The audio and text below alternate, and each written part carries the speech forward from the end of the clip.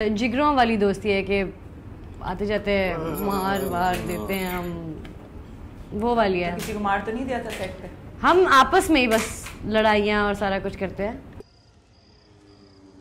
तुमको भी अपना टेस्ट कराना पड़ेगा। टेस्ट? कौन से टेस्ट? शानी, कुछ चीजों के बारे में हमें अंदाजा नहीं होता, डॉक्टर बता। मैं क्या डॉक्टर? मैं कोई टेस्ट नहीं करा रहा और मैंने अंदर के बारे में कोई बात नहीं करनी। तो जनान से ये सिलसिला शुरू हुआ है, if I am not wrong. When आप दोनों को एक मूवी में साथ देखा, बहुत ज्यादा मेजर उसमें तो इतना ज्यादा नहीं था रोल, बट अब पर्दे में रहने दो। जनान से पर्दे में रहने दो, हानिया आमिर और Ali Rahman Khan, how has the journey been? Hania, एक बहुत कंफर्टेबल एनवायरनमेंट था। हम वैसे भी दोस्त रह चुके हैं फिल्मों के अलावा भी, तो इसलिए हम बहुत एक्साइटेड थे कि हम काम करने लगे हैं इकट्ठे और हमें मज़ा भी बहुत ज़्यादा आया। इस दफा दोबारा जब मूवी के लिए एक साथ आप लोग सेट पर आए, बिकॉज एक गैप था बीच में। असल में इतना पहले जाना नहीं थी, हम शायद भूल गए थे। हाँ, क्योंकि आई थिंक हमारी दोस्ती भी काफ़ी थी, मगर अब ज़्यादा इस टाइम पे ज़्यादा हो गई थी क्योंकि start hanging out quite a lot. अच्छा लगता है ये समा। तो जब ऑफ स्क्रीन दोस्ती होती है, आपस में बॉन्डिंग होती है, तो रोमांटिक सीक्वेंसेस करना ऑड नहीं लगता है या कंफर्टेबल लगता है?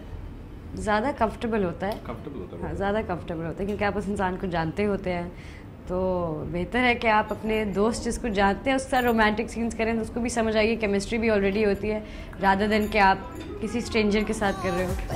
तो इट हेल्प। पर्दे में रहने दो के सेट से हमें कोई ऐसे इंटरेस्टिंग एपिसोड्स या ऐसी कुछ आपकी एक्सपीरियंसेस विद ईच अदर या विद? वैसे हसन, मैं अली कभी कभी बोलते बोलते भूल जाता है कि क्या कह रहा था। अली का ध्यान नहीं और होता है।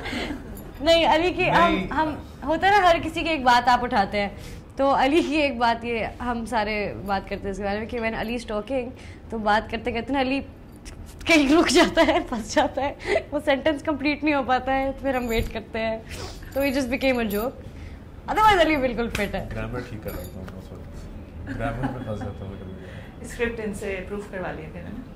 हाँ, नहीं मगर I have videos of Ali reading the script for the first time in front of me. Okay. those videos will never surface. I will post them tomorrow. those videos set पे आके हम पहली दफा स्क्रिप्ट पढ़ रहे हैं। हाँ? नहीं, सेट पे नहीं, we were doing readings कर टेबल रहे रीडिंग थे। कर रहे थे, तो पहली दफा स्क्रिप्ट पढ़ रहा था, वो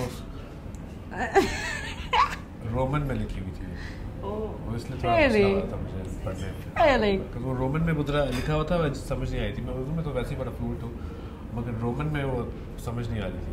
सुहानिया, 5 फिल्म्स आ रही हैं और उसमें एक फिल्म आपकी है, तो how does that feel? Content तो आ रहा है, लेकिन ऑब्वियसली फिल्म्स पांचों ने बनाई हैं, पांचों की एक्सपेक्टेशंस हैं, ऑडियंसेस क्या क्या देखेंगे?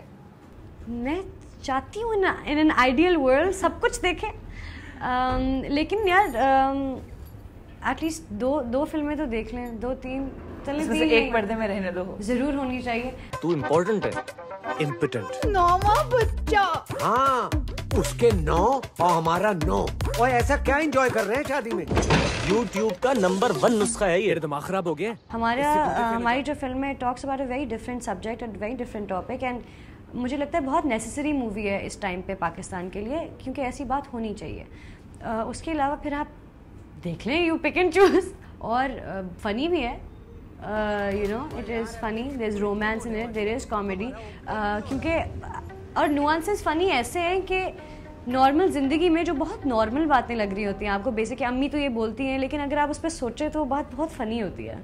इससे गुर्दे फेल हो जाते हैं। यानी तू पास हो जा, गुर्दे हम नए लगवा लेंगे।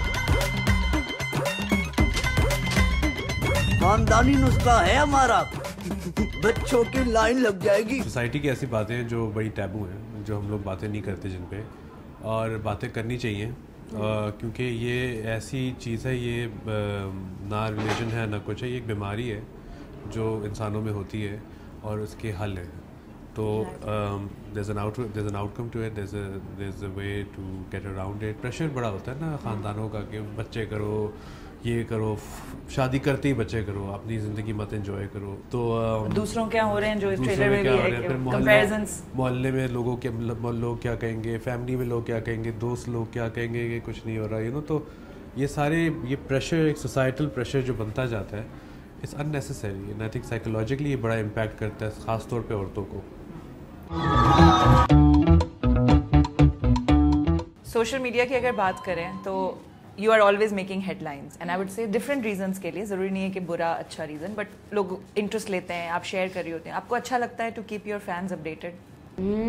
मुझे अच्छा लगता है कि फैंस का इंटरेक्शन करती रहूँ। मुझे मैं लुक अप टू करती हूँ, ऐसे लोगों से इंस्पायर भी होती हूँ जो बहुत डाउन टू अर्थ, बहुत हम्बल होते हैं और अपने फैंस को ना से कनेक्टेड रहते हैं और रिलेटेबल होते हैं। कि मैं ऐसे लोगों को फॉलो करती हूँ जो बहुत ओपनली और बहुत ब्रेवली बताते हैं कि मेरी ज़िंदगी में ये मसला है, शायद आपकी ज़िंदगी में भी हो। तो मुझे वो एस्पेक्ट बहुत पसंद है, इसलिए मैं चाहती हूँ कि अपने फ़ैन से कनेक्टेड रहूँ। इतनी दफ़ा होता है वो मुझे मैसेज करते हैं, प्लीज़ मेरे ये हैं, मेरे लिए दुआ करें, या कोई इशू बता रहे थे मेरी दोस्त का ये लड़ाई हुई, and I love talking to them and it's kind of unbelievable when I tell people कि मैं इतना कनेक्ट करती हूँ ऑडियंस से। उनको यकीन नहीं आता। I go to malls, I meet people, I go shop with them, वो मेरे साथ फिरते हैं। ऐसा हुआ मैं ग्लोरिया पे बैठ गए, कॉफ़ी पी रहे हैं। So I love interacting with people who are watching me for my craft.